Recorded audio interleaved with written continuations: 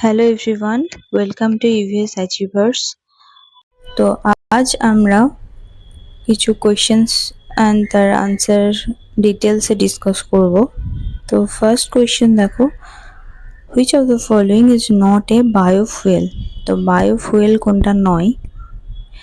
এখানে option A রয়েছে vegetable oil, B হচ্ছে green diesel, C biogas and gasoline.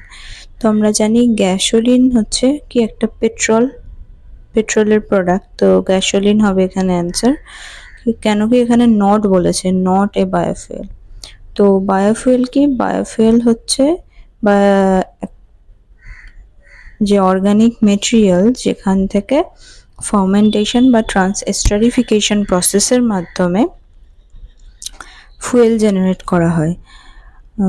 অর্থাৎ আমরা যে ফসিল ফুয়েল যেগুলো ব্যবহার করি, কয়লা, পেট্রোল, ডিজেল, সেগুলো ছাড়া যে বায়োটিক সোর্স থেকে অর্থাৎ লিভিং অর্গানিক ম্যাটার থেকে যে ফুয়েল তৈরি করা হয় সেটাই হচ্ছে বায়োফুয়েল।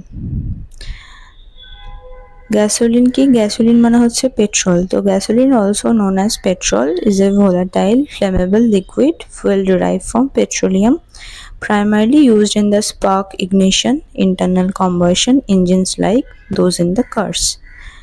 তো বায়োফুয়েলের এক্সাম্পল দেখে নাও। বায়োফুয়েল হচ্ছে biodiesel, produced from the vegetable oils, animals fat or recycled cooking grease via the chemical reactions with alcohol.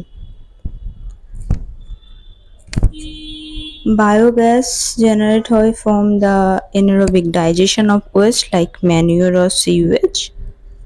দেন আসছে বায়োইথানল। তো বায়োইথানল হচ্ছে অ্যালকোহল যেটা তৈরি করা হয় ফার্মেন্টিং করে সুগারস বা স্টার্চ থেকে, যেমন সুগার কেন, মেজ, সরগম, এগুলো থেকে বায়োইথানল তৈরি করা হয়।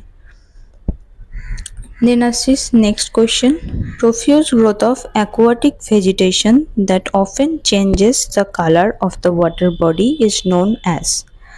এর অ্যান্সার কি হবে? ইউট্রফিকেশন, অপশন বি।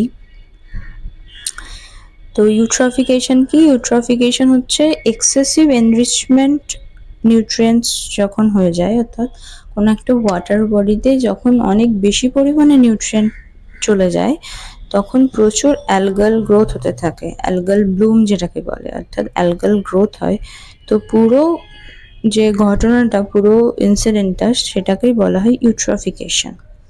তো ইউট্রফিকেশন হলে কি হবে? অ্যাকোয়াটিক অর্গানিজমসদের তাদের সমস্যা হবে, অক্সিজেন কমে যাবে, reducing oxygen level and harming the biodiversity.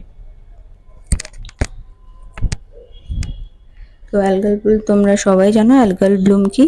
তো এটা একটা visible accumulations of algae fluid by the nutrients, sugars, warm temperature, sunlight, block light, causing underwater plants to die and triggering oxygen depletion at night. Then হচ্ছে fermentation. তো fermentation কি? Fermentation is an anaerobic metabolic pathway where the microbes convert sugars into acid, gases or alcohol. Examples হচ্ছে যেমন ইয়োগurt বা wine. তো এগুলো সব ফার্মেন্টেশনের মাধ্যমে তৈরি হয়। এবার আমরা আসছি নেক্সট কোয়েশ্চেনে, বিষ্ণই মুভমেন্ট। তো হু among the following associated with the Bishnoi movement? তো বিষ্ণই মুভমেন্টের এখানে অ্যান্সার কি হবে? অমৃতা দেবী। তো বিষ্ণই মুভমেন্ট কবে হয়েছিল? 1730-তে। কোথায় হয়েছিল? রাজস্থানের খেজরালি ভিলেজ বলে একটা জায়গায়, যেখানে অনেক গাছ কাটার ব্যাপারে বলা হয়েছিল। তো অমৃতা দেবী সেখানে মেন লিড করেছিল যে না, গাছ কাটা যাবে না, অর্থাৎ নন ভায়োলেন্টের ব্যাপারে স্ট্যান্ড হয়েছিল।